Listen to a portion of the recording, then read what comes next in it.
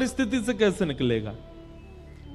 लेकिन संसार में एक भी परिस्थिति ऐसी नहीं है जिससे एग्जिट पॉइंट ठाकुर जी ने ना बनाया हो, सबका है। बस आप विचलित मत हो। किसी किसी की पहेली ज्यादा बड़ी है, किसी की छोटी है, पर सब पहेली का हल है। इसलिए विचलित मत होइए, बहुत शांत हृदय से, शांत बुद्धि से अपने निर्णय लीजिए और निकल पड़िए आगे।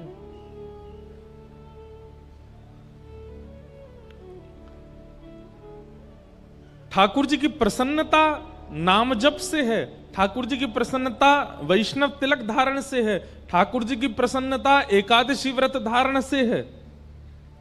लेकिन ठाकुर जी की अति प्रसन्नता है कि जीवन में आने वाली विचलनताओं में आप धैर्यपूर्वक खड़े हो। जीवन में आने वाले उतार चढ़ाव को आप बड़ी आसानी से पार कर रहे हो। ठाकुर जी उससे अति प्रसन्न होते हैं।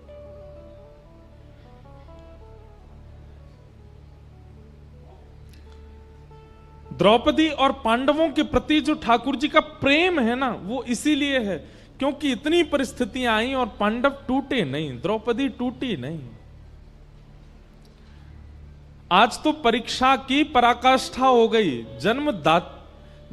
बालक कितना प्रिय होता है मां को। बालक कभी अगर ऊधम मचाता है तो मां सबको डांट देती है, बोले इसको कुछ मत कहो, ये ऊधम करे मुझे बताओ, मैं इसको मारूं डांटू कुछ भी, और कोई इसको छुएगा नहीं।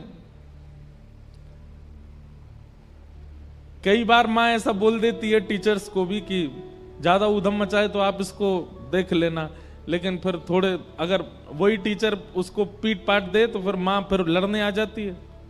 बोले आपने इसको क्यों मारा, बोले इसने होमवर्क नहीं किया, तो बोले आप मुझे बताओ आप क्यों मार रहे हो। मां कभी नहीं देख सकती कि उसके पुत्र को उसके अलावा कोई और डांटे, पर यहां द्रौपदी के 5 बालक मार दिए गए और वो हत्यारा सामने खड़ा है और द्रौपदी कहती है इसको मुक्त कर दो।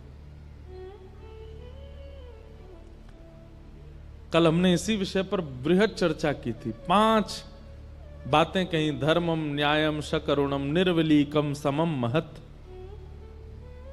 द्रौपदी की बात में धर्म है, न्याय है, करुणा है, समता है। ठाकुर जी उससे प्रसन्न हो गए और भगवान ने अपना नाम द्रौपदी को प्रदान किया। अश्वत्थामा पकड़ा हुआ था। अर्जुन बोले अब क्या करें, तो आधी दाढ़ी मूंछ और शिखा छेदन करके उसको सभा से निष्कासित कर दिया। भगवान बोले भैया अब तुम्हारा सब सुलह हो गया है, महाभारत युद्ध तुम लोग जीत गए हो, अब हस्तिनापुर की गद्दी पर बैठो, आनंद करो, अब मुझे आज्ञा दो, बहुत दिन हो गए हैं मैं द्वारिका